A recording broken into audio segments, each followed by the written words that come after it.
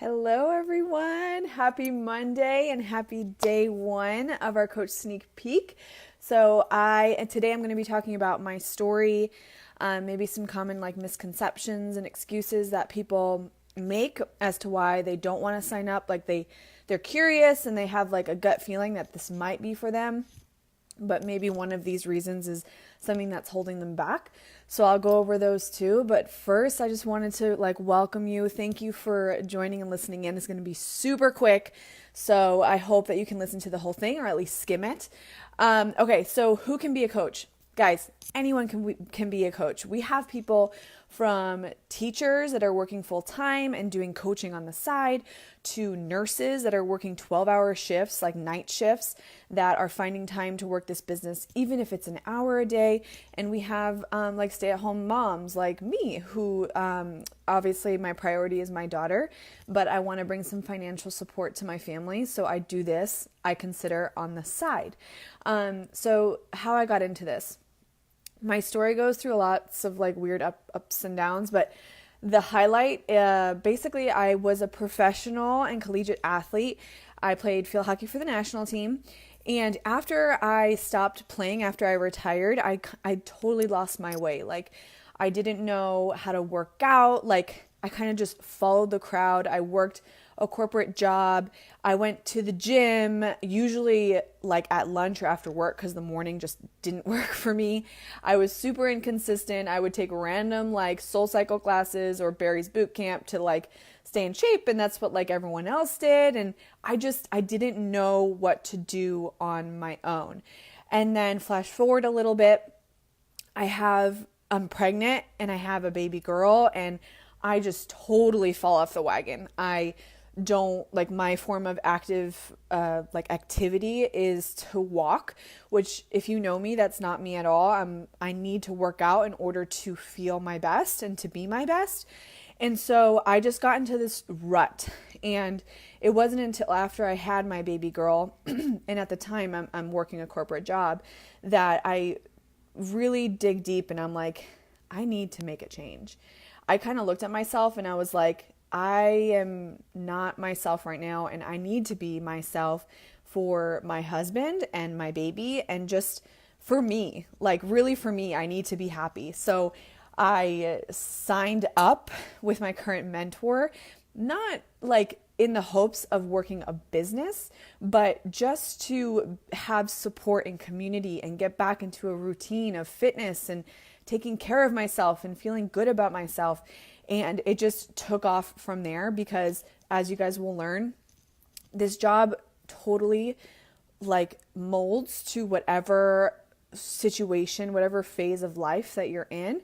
And even through, at the time, I was on maternity leave, going back to a corporate job to where I am now, where I left that corporate job, moved to Indiana with my husband because we're a military family and we move a lot. And this opportunity has stayed with me through all of that. And it doesn't mean that I'm working full time every day. It means that I'm putting in maybe a half hour today, an hour tomorrow. Maybe one day I get super lucky and I get 5 hours, whatever it might be. This works for everybody. It's just something that you get to build along the way. Okay, so that's my story. Some common misconceptions and excuses. This is a good part. So one of the top ones that I get is, I don't want to sign up as a coach because I don't want to go all in.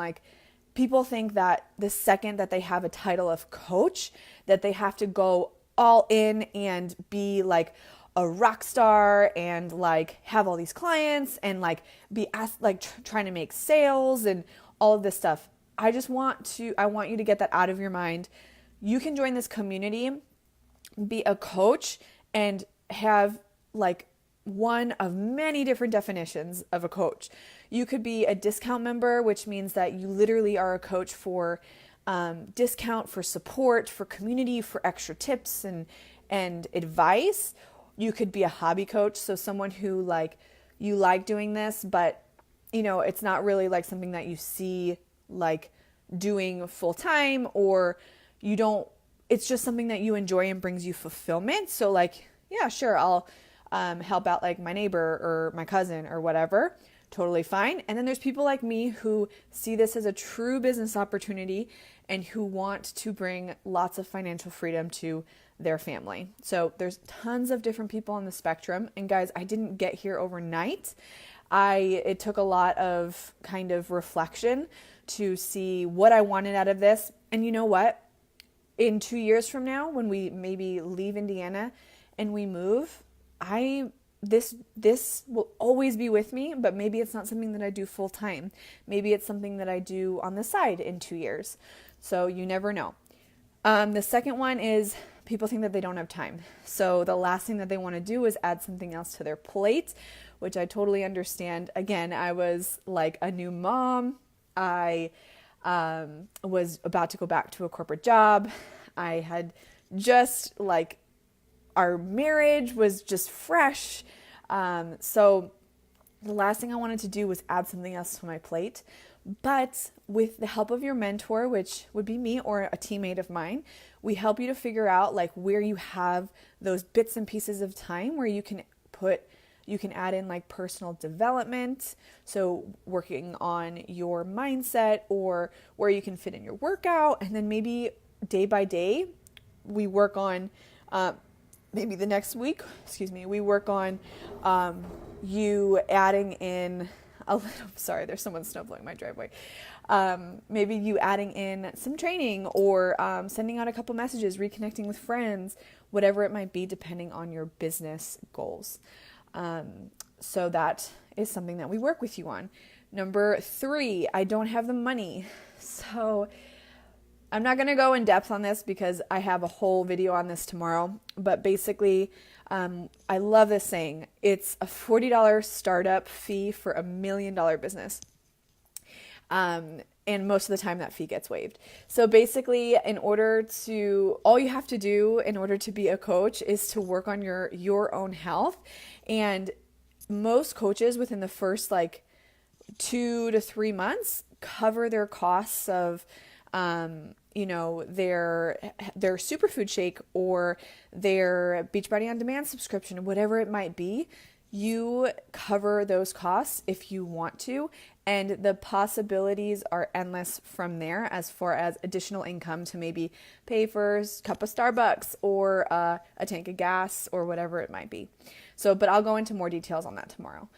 And then, okay, I'm going to just super quick go through the rest. Not a salesperson. Awesome. I hate salespeople.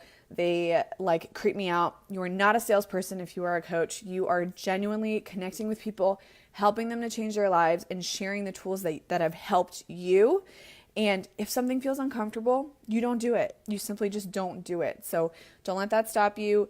I'm not a fitness expert. I'm not fit. Awesome, because people like real people and people like to watch journey. People like to see transformations, what's working for you, maybe something that they can implement in their own lives. Well, the flip side of that is maybe you are a fitness expert, maybe you own a gym, or you are a trainer, or you have your fitness down and you don't need help in that realm. You are a role model for so many people already that this is a great way to complement the business you already have, to help your clients with additional, supplements or things that you believe in. This is a great complement for that. And for those people that are the fitness experts, I can send you additional details on that front for people that this really worked for them, because they were fitness experts already. Okay. Last one, I don't want to be a Beachbody coach. Okay, that is totally fine because I don't consider myself a Beachbody coach. I am my own brand of health, and I promote myself the way I promote myself. The only way that Beachbody comes into play is when someone reaches out for, they need help on their nutrition.